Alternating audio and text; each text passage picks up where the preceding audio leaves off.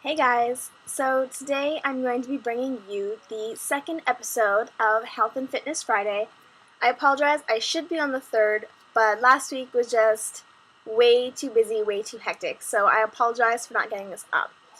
But we are moving on full force, and I will be punctually adding them up every Friday. If you guys like my makeup look today, I do have a tutorial that I filmed just before this. It might already be up or might be loading after this, but either way, it'll be up.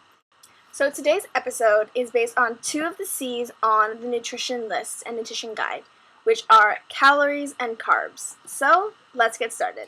Alright guys, so I have been doing a lot of added research on calories because it's definitely something that has a large focus, especially for people who are dieting and counting calories.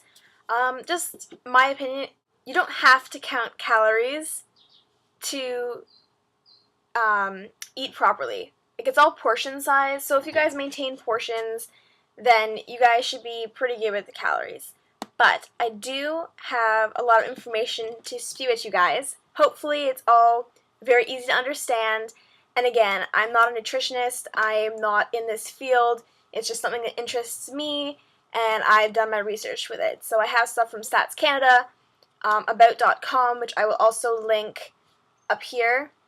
And I will do the Stats Canada site that I was on here. And hopefully I get to carbs, but calories I think is definitely very important.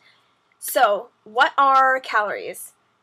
Calories are the amount of energy in food and what we need for energy and how we can continue breathing and moving and just sleeping. And so nutrients that provide calories are carbohydrates, fats, and proteins, which some of that stuff I'll get into in other videos, but calories just help us get through our day-to-day thing. And you can find them in food, drinks, so calories are everywhere. There are very few things that do not have any calories, such as water. So there's said to be an average calorie intake for males and females, and really, that's not the greatest thing to go by, because your intake of calories is very specific to you. So there is a calculation to help find out how many calories you should take a day, and it's called the BMR. It's the basic metabolic rate. So the BMR is the amount of energy your body needs to function, just in general, and to keep you at your current weight. So the math that I'm about to give you guys is to maintain your current weight. So if you're at your ideal weight and you're healthy, whatever, this math will give you what you need. But also I need to mention that your calories relate to food, your activity, your gender, your height, your weight. So that's why it's definitely not an average thing. It's definitely tailored towards yourself. So for the BMR, you'll need your height, your weight, age, and sex, which you can all figure out quite easily.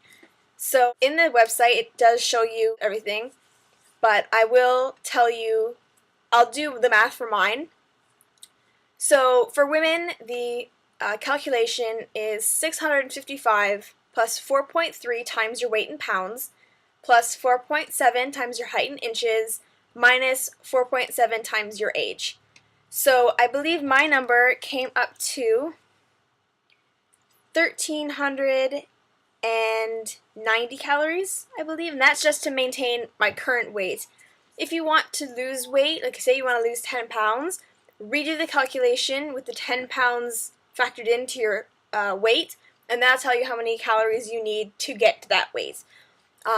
Something that people go by to lose some weight is to minus 300 to 500 calories off of what your average one is when you do the initial math. But again, depending on how much you want to lose, you might just want to do the math because it doesn't hurt. And they have one for men, and the men's numbers range a little bit more, but again, it's just height, weight, age. And so the second part of this, after you get your BMR, is to factor in how active you are. So if you don't do anything, or you have light activity, moderate activity, you're very active, or you're a training athlete, they have different percentages for you to multiply your BMR by. And so that formula will be the number of calories you need to eat every day to maintain your current weight. In order to lose it, like I said, you have to consume fewer calories than what is listed. And so I just wanted to give some averages for Canadians. I believe by Stats Canada, they have a table from a 2004 survey for average calories, and it breaks it down by ages and gender. The younger ones, up until 20s, both genders are in the 2000 category. Boys are much higher in the teenage years than females at 800 calories, but they're still over 2,000. So once you get to 20 and over, the women are all under 2,000, and the men remain over 2,000 calories until they become seniors. So I'll link that so you guys can read all of that for yourself, because it's boring number calling, and I don't think you guys really want to hear that. But that is what I found with that, which I thought would be kind of interesting to read. And anything else, calories are measured on the food labels by the amount of food. So if you eat more or less than what is stated in the measurements, then you're getting more or less calories. So sometimes it can be really deceiving, or you just kind of jump to conclusions. Like I know for some chips, you might see that it's 220 calories, and you're kind of like, oh, that's not bad. And then when you read the measurement, it's for 10 chips or 6 chips. So you definitely have to focus on that. Like, that's so important. And of course, a lot of low-calorie things are better. So now we're going to move on to carbohydrates. And these are important nutrients for your health, and they're the body's main source of energy, which, again, is mentioned from calories. The main kinds of carbs are from fiber, starch, and sugars. And of the three, the one that you want the most of is definitely fiber. So they're found in many foods. For example, fiber is found in beans, bran, fruit, nuts and seeds, vegetables, and of course, whole grains. Starch is found in beans as well, with bread, cereal, pasta, potato, rice, the things that people usually say on low-carb diets not to eat, and some vegetables as well, and anything that's made with flour.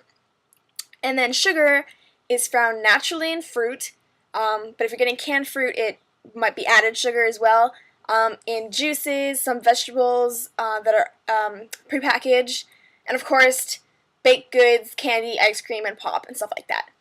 So again, don't forget that the percentage value, 5% or less is a little, 15% or more is a lot.